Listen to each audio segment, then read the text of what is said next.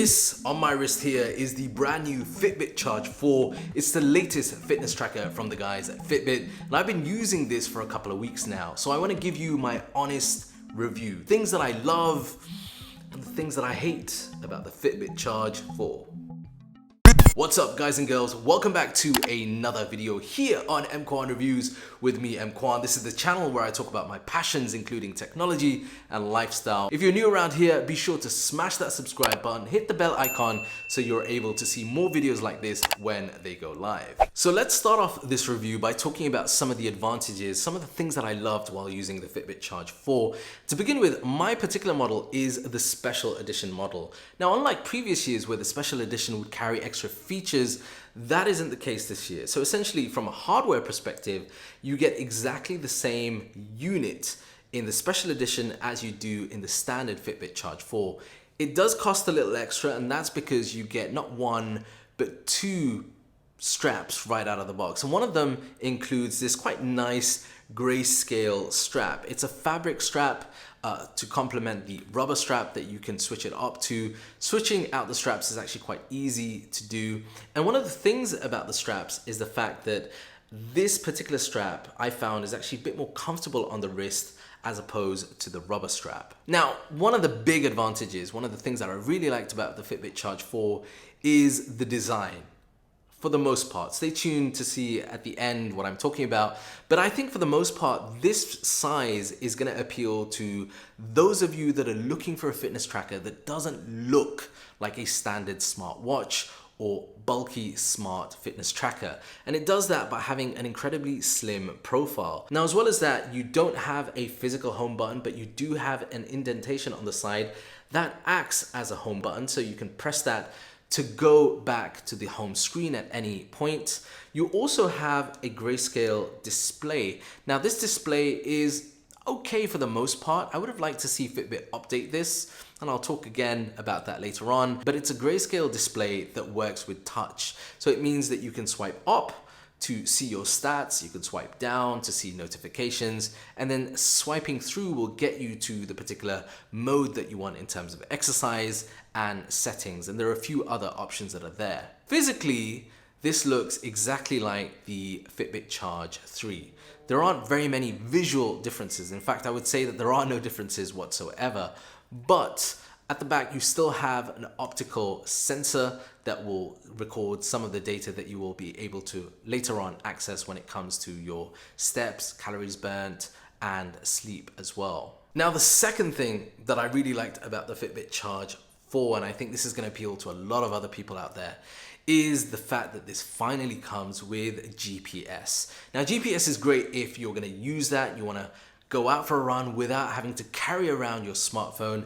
This is going to do a great job in that situation. Now, GPS might not appeal to everybody, but I think for a lot of runners out there, this is going to be a great advantage because currently in the Fitbit lineup, if you wanted a device with dedicated GPS, then you would have to go with an item or a product that was slightly bulkier and a bit more expensive, whereas now having GPS incorporated in this does have its advantages. As far as the GPS accuracy is concerned, I've compared it with the likes of the Apple Watch, the Huawei Watch GT2e, and it's done a good job. One of the things that I like is that it incorporates the GPS plus the Fitbit app to show you exactly where your hot zones were or hot areas. So for example, if you will go out for a run, it will show you exactly where you were burning more calories or more active in terms of your run or speed. Another feature that Fitbit have incorporated is active zone minutes. And this is a really cool way of rewarding you for higher intensities in your workout. And that's great because it gives you the incentive to push further and push harder. The third thing that I want to mention is something that I've mentioned in past reviews of Fitbit products, and that is the Fitbit app itself. Now, I'm going to talk about how some of that has changed in some of the negatives, but for the most part, the Fitbit app is still a great one case app that will deal with everything from the settings on your fitness tracker all the way through to being able to record your diet. And I think this is quite an advantage that Fitbit has because the software element is just as important with a fitness tracker as the hardware. The Fitbit Charge 4 and across their Fitbit range, you're able to get one app that will deal with everything. And I think this is a big advantage for those of you that are starting off looking for a fitness tracker to help get you counting numbers and aware of what's going on. Right, we've spoken about some of the advantages. Let's flip it on its head and talk about the things that I didn't like while using the Fitbit Charge 4. Beginning with what I talked about earlier on, the design. Now, for the most part, that design is quite nice, but it hasn't changed.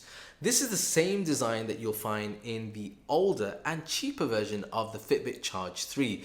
Nothing visually has changed, including that grayscale display. That display is boring in 2020.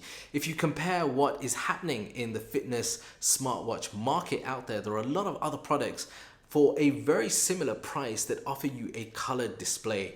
Now, this isn't something that you're going to be doing every day, but it makes a difference. Being able to see color, being able to see more information on that display at a glance is always a good thing. And it would have been nice to see Fitbit update that display to include some element of color. The second thing that I want to mention that I really didn't like about the Fitbit Charge 4 is, unfortunately, the battery life. The battery life, according to Fitbit, is advertised at around about 7 days worth of use. But remember earlier on where I spoke about the GPS inclusion? The downside of including GPS is the fact that it will completely drain down the battery. So from 7 days, I've never been able to get that on the Fitbit Charge 4. Even when I turn off the GPS, I'm still able to push it as a max to only 5 days worth of battery life. And that is another area that I wish Fitbit would improve on.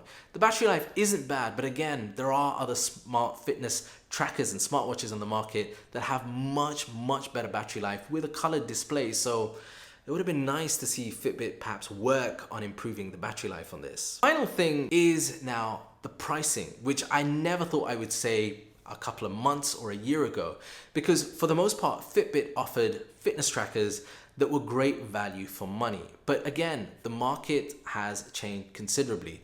The price on a brand new Fitbit Charge 4 is very close to something like the Huawei Watch GT2e, which is something that I've reviewed already.